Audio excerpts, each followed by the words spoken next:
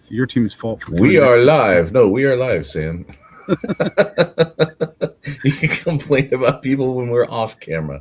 We are live here. I'm in Indianapolis, and Nathan Baird from the Indy Star.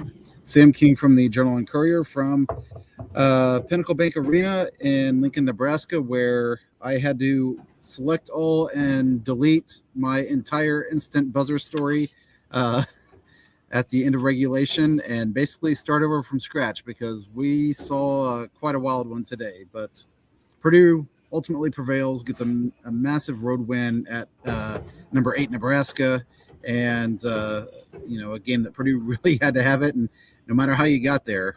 But I don't think this is the ideal way to draw up a road win.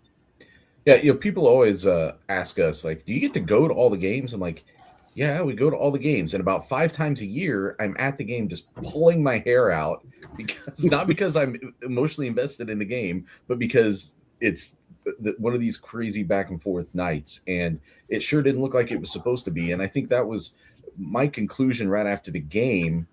And we watched parts of the game now and gone back and forth. And it's like, well, which is it? Like, because like you just got a top 10 win on the road, a game that you knew was a must win. And if you told Purdue before this game, you're going to win tonight in overtime, they would have been, okay, take it. We'll take it. Triple overtime. How many overtimes do you want to play? As long as we win, what do we care, right? That's what Purdue would have said.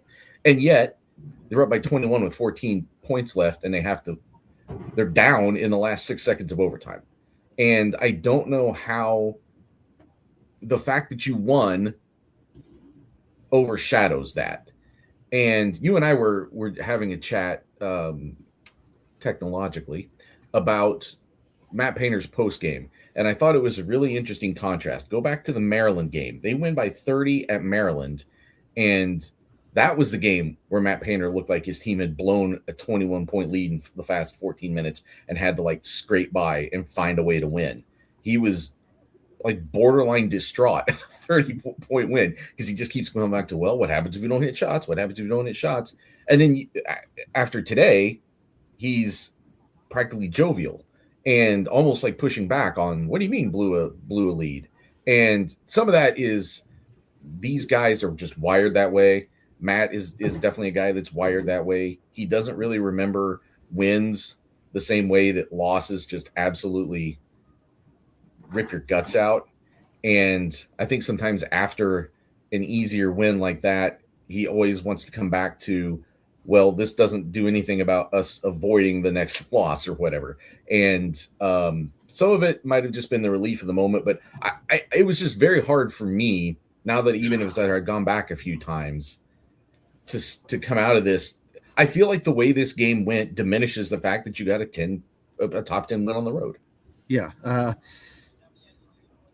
The way this game started, Purdue hit 4 threes in the first 3 minutes and was up 14-1, and it never felt like Nebraska was in this game. And there was a play to start the second half where Purdue nearly threw the ball away, and I'm going to butcher the guy's name, but his first name is Burke. But he chases the ball all the way to the other end of the court, dives for a ball he has no chance to grab, and it goes out of bounds. But he stands up and starts getting the crowd into it. And I think it's a 22-point game at this point. And the crowd kind of got into it. Then slowly but surely, Purdue made some mistakes, missed some shots, and then it just felt like a wave of momentum. It was to the point where Nebraska cut it to 9, and I was like, Purdue is in trouble here. And still not really believing it, but kind of feeling. You could feel a shift in the arena. And then, Purdue's probably very fortunate that Rink Mass missed a free throw with about 5 seconds to go. Yeah. It gets lost in this whole thing. Well, exactly. Again, Painter after the game is saying, well, if we had just hit our free throws, which is true, if Fletcher Lawyer, Braden Smith, and CJ Cox don't combine to miss 4 free throws in the last 50 seconds or whatever that was, they win this game in regulation. If Rank Mass makes the free throw on the putback, Purdue out-rebounded Nebraska 21-6 on offensive boards.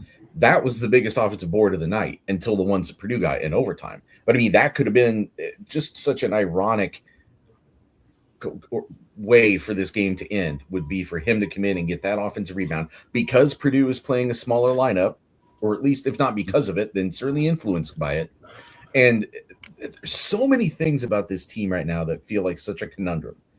About like, it's just like yes, this, but also in relation to a team that's supposed to have championship aspirations, deep NCAA tournament aspirations, and one of them is things like that they build this. I thought the story of this game was going to be the big men, and it kind of still was. I mean, Oscar Clough and Trey Wren combined for 33 rebounds, and Nebraska had 37. Like that is supposed to tell you a lot, right? But with those extra 17 possessions that Purdue had on rebounds, they win by 3 points. so explain that to me a little bit. And then the free throws obviously play a part in that. Nebraska then heated up from three in a way that Purdue never really was able to, although it did hit some big ones down the stretch too when it needed them, and it made this a back and forth game. Without those, Nebraska definitely wins in regulation. Yeah, and speaking of that, CJ Cox hits back-to-back threes. Purdue's up 12 with like 4 minutes to go, and then it feels again like, okay, Nebraska ran out of gas. They weathered the storm, and no, Purdue still ends up going to overtime, and the free throws are baffling because it was the three guys that I think if you could say you can put any three guys on your team at the free throw line in the final minute, they would have picked CJ Cox, Fletcher Lawyer, and Braden Smith, and they get 1 point combined out of those guys going to the line. If there was a basketball equivalent of like a shootout in soccer and it was decided by free throws, which, my God, I hope nobody out there thinks that's a good idea. But if there were such a thing, those are the first three guys Purdue would pick, I'm pretty sure. I don't know, maybe Liam Murphy, too, if you're just picking out. He maybe, I don't know actually off the top of my head what his career percentage is, but like they've got to be on the short list of the guys that you're picking. And reliable guys and guys who all did other big things in this game. That's the other thing. Like tonight was very much a night where you could be like, man, Jack Benner made some huge plays. Jack Benner also made a couple turnovers in the last 5 minutes that led directly to points for Nebraska. CJ Cox had some turnovers and missed a free throw, but he also hit those huge threes and made some big plays in overtime. At least one, I'm thinking. Jack Benner had some big plays in this game. Everybody kind of had a little bit of both sides tonight, and I get one of the things that I kept coming back to go 10,000 feet a little bit away from this game.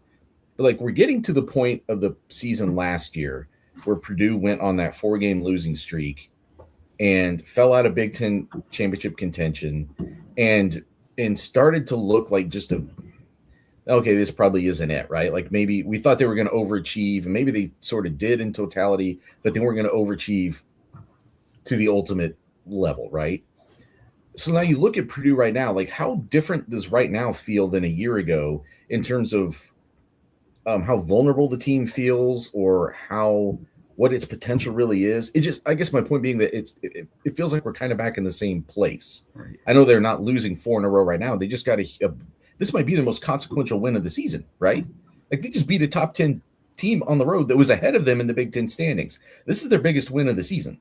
Well, you couple this with what Wisconsin did at Illinois today, and now you need one team to beat Michigan, and Purdue, if it can beat Michigan, this thing is all out of whack.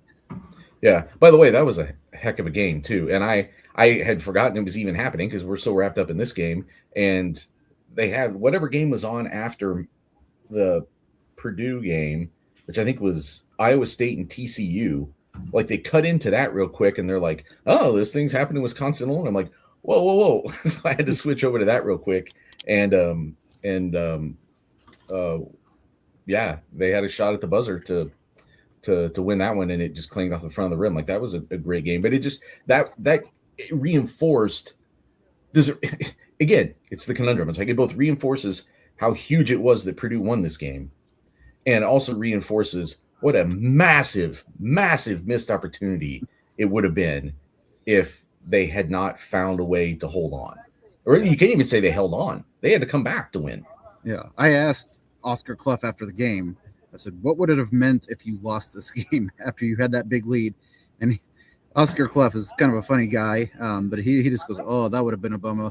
But it didn't quite get the response I wanted, but kind of like he grew up like boxing kangaroos and kids throwing boomerangs at each other's heads. Like he has a different. But no, I thought this game had a little bit of everything. From Fletcher Lawyer missed 13 threes in this game, and I felt like he hit some big shots. He did. He hit a couple early on. Like they got off to that 14-1 lead based on their skill guys hitting threes and just dominating the boards.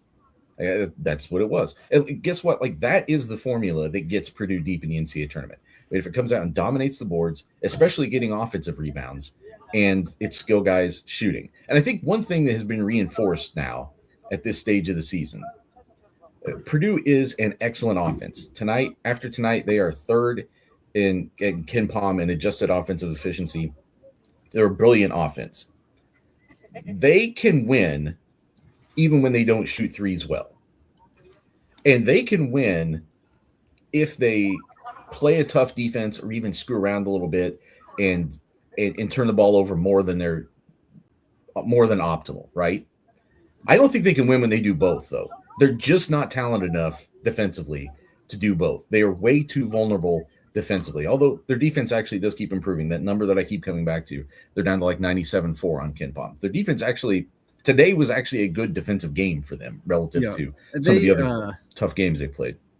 I asked after the game why they took Clough out. He basically didn't play in the second half, and they had Trey Kaufman-Wren playing the 5 and Jack Benter playing the 4 because they didn't think Oscar was capable of defending Rink Mast the way that they wanted. And they did a much better job on Rink Mast in the second half. He hit a couple threes early, but I felt like they were missing the boards. And then in overtime, that was the difference, is Oscar Clough's rebounding. Well, and there was even, again, all the things that we write as we're going through a game and we're writing and deleting. It's really funny. Somebody we should do like a giveaway sometime. Just come sit and watch over our shoulder while we make fools of ourselves over and over during a game. But there's one point where for people who follow our stuff, I post a thing called likes, dislikes at the buzzer. And when they're up 40-24 at halftime and you kind of start working ahead on that sort of thing, I'm like, well, if you really want to nitpick, they really could have taken a better advantage of some of those offensive boards in the first half. So I think they had 5 points off their first 2 offensive boards, and then they didn't have any for like the next several. And there was like a putback that Clough left on the rim. They were missing some opportunities there. And I kind of said, that seemed like didn't seem like a big deal at the time because they were doubling Nebraska up on the boards. But when Nebraska closed that rebounding advantage, that seemed a lot bigger. And now you get to the end of this game and it seemed huge, especially when you have to take advantage of that early in the game, because eventually if you're going to take Clough out, you're not going to get those rebounds. If neither Clough or Jacobson is in, it makes you a worse rebounding team. And again, that last possession, like who knows how different it turns if Clough is in there to help prevent Mast from getting that offensive rebound. Yeah.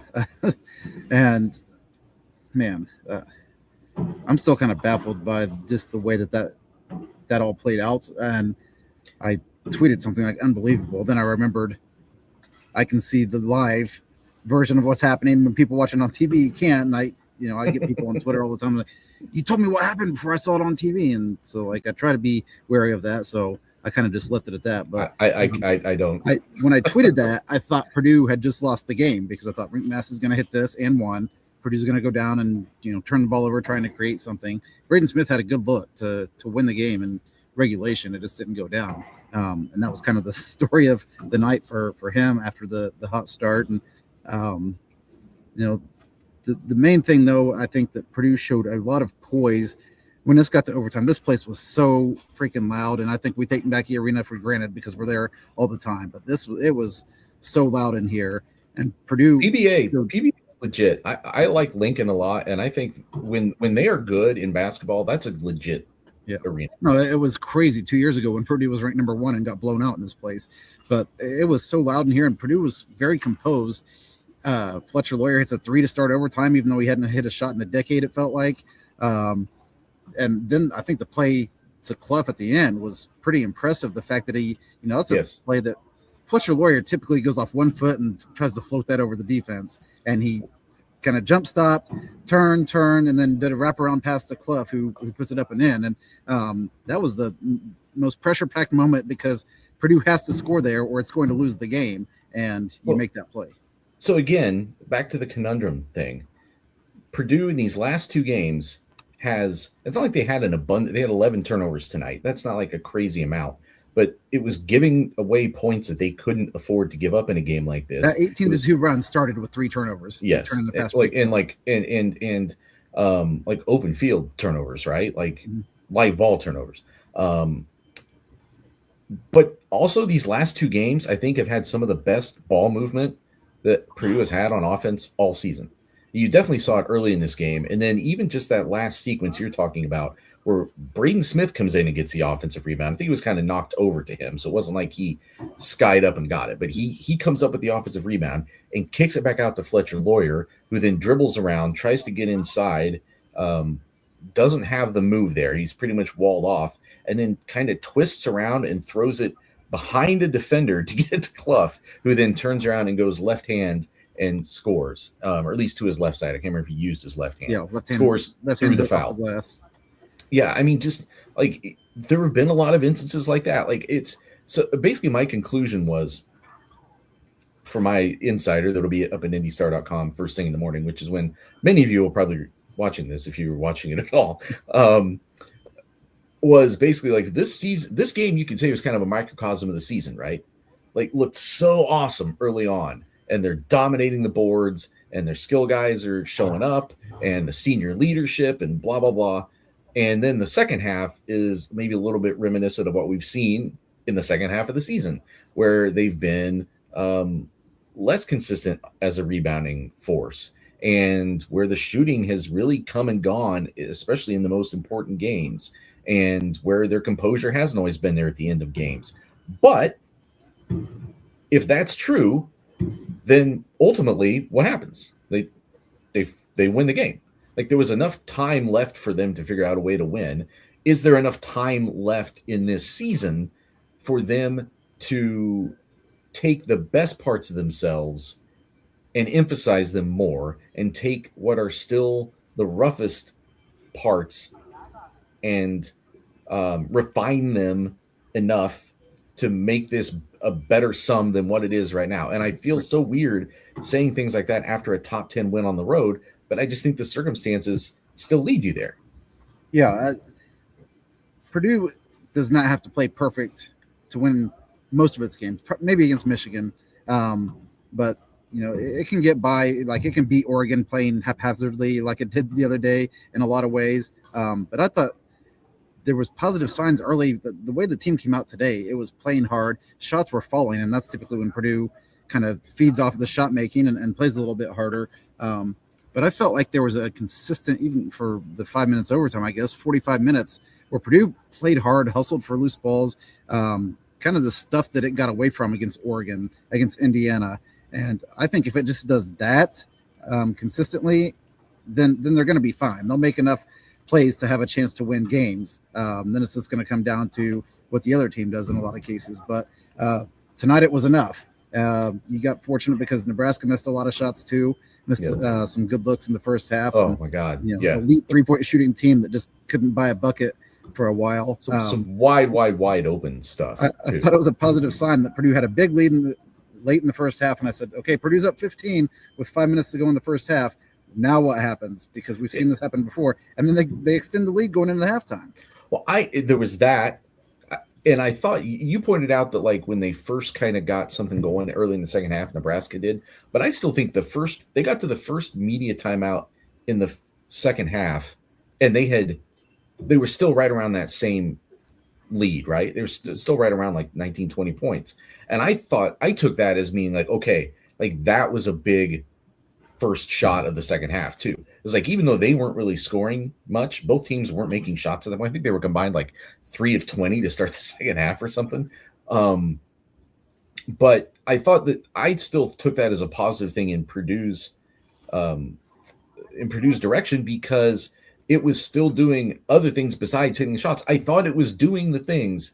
I thought it was answering Painter's question of what would happen if they didn't hit shots. Would they respond if they were missing shots? And they'd hit them early. Shots were a reason why they got out to a 14-1 lead. But when that dried up, all of the other things were still there until they weren't. Yeah. I don't know. Um, I also say that. Blake Widmer says, "Great W. Clough was gassed, and we wanted Jack on Frager." I think that's a totally fair that's exactly what Matt reaction Painter said. to come out of this game. Yeah, and I don't dispute. I don't dispute that from a tactical standpoint. But then you've got to make it. The reason you do that is it's not just for defense. It also does, well, you do it primarily for defense or for rebounding or for defense. But it also gets you another shooter on the floor in Benter. It also gets you a better ball handler at the four, or an open field ball handler, or open court anyway, right? Than you would the balance of him and TKR over what it would be with TKR and Clough or Jacobson. So you have other advantages too. I guess my point is, I understand why you do it, but then you have to emphasize the advantages that you have there, and they didn't do that. Right. And then that made it, when Nebraska started then working the boards, it all compounded into that 18-2 run, which then led us into that slide that you got in the final couple minutes there. Yeah, and Clough did say he was gassed because I said that second half was probably the most extended minutes you set out in a game this year. And he said, I came out in overtime and I was fresh. I had fresh legs. I was ready to go. And then obviously the adrenaline takes over when you're back out there. But it probably, in a weird way, worked out for Purdue that you had a fresh center in the game for overtime and Rinkmass fouls out. But I don't think Purdue exploited it. Purdue didn't go to the post once Rinkmass fouled out. They kept chucking up threes. So I don't know. It ended up working out, though, because you got the play at the end. You got the rebounding. But I thought a lot of guys, it wasn't just those two who combined for 33 rebounds. Strangely enough, Trey Kaufman-Renn only took 5 shots and 0 of them in the first half. But had 19 rebounds. CJ Cox, he got the rebound off the missed free throw. It got tied up, so he didn't get possession. But that was kind of emblematic of, the team was playing hard. Braden Smith, like you said, he's 5'10". He's jumping up in there and getting into it. 2 guys walked out of here with cuts on their face. TKR has a cut under his left eye. CJ Cox has a nice slice all the way down his cheek over here. So it was a physical warfare, and I thought Purdue kind of showed a little bit of something in a weird, abnormal way to get to it by kind of having that poise at the end of this game. I think they showed something in both directions. Like that, there's still something underlying there, man. Because when you blow a 21-point lead with 14 minutes to play, I don't think that's excusable under almost any circumstances. Now, I also think that there aren't that many teams that can come back from being down 21, even at home, with 14 minutes left to play. I think Nebraska's on the short list. It reinforces how big of a deal it was that you beat Nebraska on the road. I think I just keep coming back to, maybe we can kind of leave it at this because I know you've got to go catch a late night runza. When you look around at the other teams that I think are considered at the top of that, like that national championship contender list, whether that's Michigan, Arizona, Duke, Houston, I guess you would include Illinois and Iowa State. You're getting kind of the fringes there. Maybe Kansas has kind of started to come along. Like for some of those teams, though, I feel like there's a lot more certainty about what they are. Like I feel like there's just a more secure identity for them right now. And I think we sort of always judge a team based on what we thought we would be saying about them at this stage of the season, good or bad. And I think because our expectations were so high for Purdue, that colors how we look at where they are right now, and it even colors how we look at how they won this game. But I don't think we think of that way.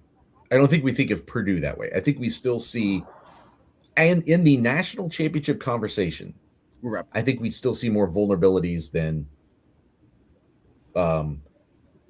elite attributes. Yeah, no, not more, but enough that it makes you wonder. I told somebody that exact thing before the game. I said, people place such high expectations. Like this was a national championship team this year, and anything less than that was just, not a good season. Braden Smith said after the game, we lost some games that we're not supposed to, and now we have 4 losses and we shouldn't. And I said, 4 lost teams are really good teams. And he's like, they're not great teams or something like that. So, I think that's exactly, he's not wrong. Like all those teams I was naming off for you, they have like 1 or 2 losses at this point. Like Arizona finally just lost the other night. And now the thing that Now, what they have to do now, though, is go win the game they're not supposed to win. So again, they were a 2.5-point underdog. At least they were as of last night. I don't know what they were by tip-off today, but they were an underdog for this game. So this was a legitimate upset. They went on the road and beat a higher-ranked team that they were favored to lose, or was favored to beat them. I don't know if they'll be favored to beat Iowa on Saturday. That'll probably be closer. It might change after this game. Might change after this game. I think they'll probably be a home underdog to Michigan on Tuesday. Like, when you lose games you're not supposed to win, the only way to get it back is to win games you're not supposed to win. When you lose games you are supposed to win, you have to then win games you're not supposed to win. It's late. Sam, you've got to get we're back getting to a hotel and out of here. So all right. Have a safe trip home. We will have more to say soon on Boilers Extra. Thank you for all of you who joined us live and those of you who will join us later. And we'll talk to you again soon.